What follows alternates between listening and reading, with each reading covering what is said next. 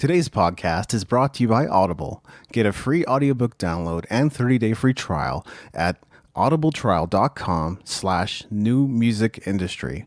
Over 180,000 titles to choose from for your iPhone, Android, Kindle, or MP3 player.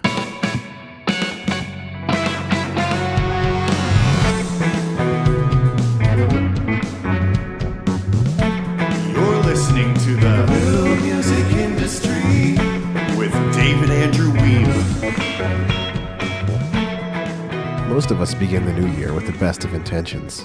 We set goals and resolutions, vow to make positive changes in our lives, and head off to the races. How does that turn out for most people? According to an article on Inc.com titled A Brutal Truth About Keeping New Year's Resolutions That Few People Are Willing to Admit, roughly 80% of people who make resolutions drop them by the second week of February. I don't find that surprising myself, but it is sad to see so many people lose momentum and give up on themselves. And 2019 will be no exception. 80% of people will have dropped their resolution by the second week of February. One of the problems is that we try to do too much too fast. I've noticed that people like to talk about the Japanese concept of Kaizen with regards to this topic of resolutions, which is a term used to describe progressive improvement. Unlike what some experts say, it does not mean slow, continuous improvement.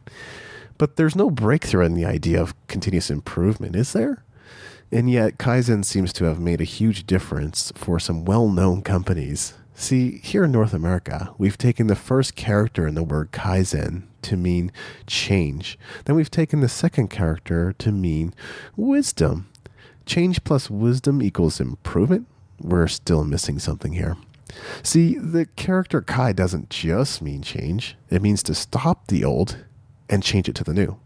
The character Zen doesn't just mean wisdom. It means to do good, to do what's right. It also refers to justice, something that has value, and the root of our motivation behind benevolent acts. Now we're getting somewhere. Kaizen as a whole means to correct or to improve the terms of a contract or your staff. Sorry, YouTube videos, you've done a horrible job of letting people in on this secret. Next time you need someone to explain to you what a Japanese term means, you should ask someone like me that actually speaks Japanese. See, what makes Kaizen effective, what produces breakthrough, is stopping what's not working and doing more of what is working. And it's to have a sense of justice and value about taking things in a new direction. At first glance, this may not appear to be profound, but let's say you're on a mission to lose 20 pounds. What would happen if you applied Kaizen to this process? What if you stopped eating junk food and other unhealthy foods and just ate healthy organic foods instead? You'd achieve your goal relatively quickly, right? So with that, I'd like to revisit another podcast episode from last year entitled The Fewer the Options, the Better. In this episode, I described how only having a laptop to do my work boosted my productivity and helped me accomplish more in less time. Let's go back and have a listen, and I'll be back to close this episode at the end. I recently moved into my new home. Upon arrival, the internet was supposed to work. It didn't. I called the cable company, but to no avail. They couldn't help me get my internet up and running from their support center either. They said a technician would have to come by the following week to get it connected. But life goes on in spite of your problems. Deadlines don't adapt to your circumstances. When you have work to do, you must find a way to get it done. Where I live, Wi-Fi connections are available everywhere, and I own a couple of laptops, so finding a place to do my work wasn't exactly an issue. But there are some slight inconveniences to working on one of my laptops versus my desktop computer. For one, I don't have as much screen retail space to work with. For another, many of my most important files are stored on my desktop computer, which has more hard drive space. But sometimes you must make do with what you've got, which is what I did. As I took my laptop with me around town to do work, I had an important realization about the limitations I was forced to work with. I discovered I was able to concentrate better on the tasks in front of me. The problem with computers is that they are a gateway to a near infinite number of possibilities, especially if they are connected to the internet. When working at coffee shops with limited connectivity, or working at home where I had no connection, I was better able to focus on what I was working on. While writing, I was fully in writing mode, not distracted by social media, Photoshop, email, an article that's open in my browser window, and a half dozen other things. This caused me to realize that the fewer options you have, the better, especially when you're working on something that matters to you. I tend to spread my time between many things such as graphic design, web development, email, songwriting, audio production, video editing, and writing. But one of the highest priority activities in my life is writing. Writing is how I've built a popular music industry blog. It's how I've earned 2/3 of my living for many years. It's how I've built many valuable industry connections. It's how I develop books, courses, and other resources that thousands of people consume and pay money for. So it would make sense for me to allot a larger portion of my time to writing compared to anything else. I derive some of the greatest value in my life from writing. The ability to focus on that discipline without being distracted has resulted in increased productivity, even though the lack of an internet connection at home has proven inconvenient at times. I don't know about you, but I can be easily distracted. It's not a weakness to admit that. Rather, it's something you should know about yourself so you can come up with strategies to cope with it. For me, clearing away the excess clutter has obviously been beneficial. It's important to realize our lives are more cluttered than ever. We have so many ways to communicate and consume information, and so much coming at us at all times that we forget we're being inundated with other people's agendas and priorities. We barely pay any attention to what matters most to us. We live in the past and the future instead of in the moment. If you aren't convinced, then let me paint a picture for you. What if you had a special room with only a guitar in it? What if you locked yourself in that room every day for an hour? What if you had no distractions, your mind was clear, and you were motivated to get some work done? Do you think you would get better at guitar? Some people tell me it can be hard to advance as a player, especially if you've been playing the instrument for a long time. I have to disagree. I find 15 minutes of focused practice time is more than enough to make progress as a guitarist, and I've been playing for nearly 16 years. Sometimes I can learn an entire guitar solo in that time. The problem today is people don't focus. We're under the illusion that we're focusing when in reality, we're allowing unnecessary distractions into our lives all the time. TV shows and movies, YouTube videos, emails, texts, instant messages, phone calls, postal mail, and the list goes on. Here's another example. Let's say you're an electronic music producer. Maybe you only own one laptop right now, so you use it for everything: email, word processing, spreadsheets, video games, and so on. What if you had a single laptop dedicated to the purpose of audio production? This would allow you to get away from other distractions and simply concentrate on the act of creating great music.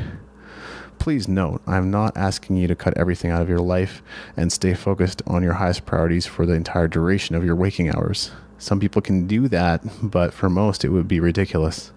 Plus, I've been finding considerable value in having a life outside of my work, especially in the last 6 months.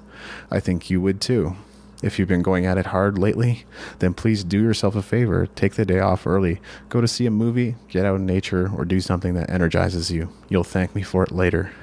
What I am asking you to think about is what would be possible if you dedicated an hour with every bit of attention and concentration you could muster to each of your highest priority tasks every single day.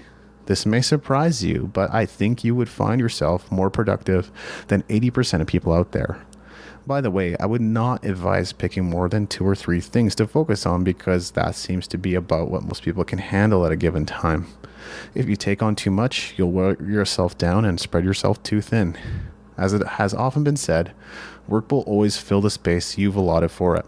This doesn't mean you can complete something that takes 6 hours in 1 hour, but it does mean 1 hour of focused effort can produce better results than 6 hours of half-hearted, distracted effort.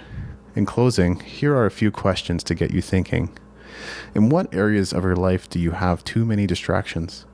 What would you consider your highest priority tasks? Do you think dedicating an hour of focused effort into each of your most important projects would allow you to achieve more? Where are you wasting the most time, and what could you do to reclaim it? And I'm back to wrap up today's episode. As I'm sure you're beginning to see, reducing distraction will make you more productive this year and in the years ahead. Although I hinted at several tactics for improving your productivity in the original recording of episode 77, I like to make these a little more concrete. So here are a few things you can do to reduce distraction. Disconnect. It's a good idea to disconnect from your phone and the internet every once in a while. This is a healthy thing to do. Plus, it leaves space for ideas to coalesce in your mind and inspiration to hit. Sometimes not being connected can help you get more done because it means fewer distractions. Change your environment. Try doing your work in a coffee shop, in a library, at a bar or a pub, and so on. Notice what impact the environment has on your psyche. Notice how your surroundings can influence what you're thinking about. Determine whether you get more or less done in that environment. I like to do my work in a coffee house at least once per month, if not weekly. I've found that changing your surroundings can lead to new ideas and even help you achieve more clarity overall. Turn off notifications. I'm not a fan of notifications, and I've turned most of them off on my phone. I try to turn off notifications on my laptop and desktop computers too because they annoy me. The only notifications I still leave on are phone calls, texts, or instant messages. But you can even turn these off and check your phone at your own convenience if you prefer. After all, your time is valuable and you can't be at everyone's beck and call 24/7. Reduce your email clutter. Unsubscribe from email newsletters. I know some people put a lot of importance on seeing what other people in their niche are up to, and while this can be of some value, recognize that you are the one being sold to when you're opening other people's emails. So you should be sending more emails than you're reading.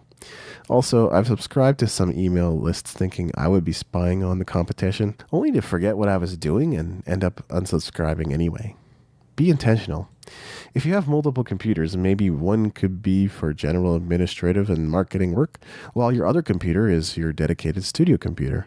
If you have a spare room in your house, maybe that room could be your practice room.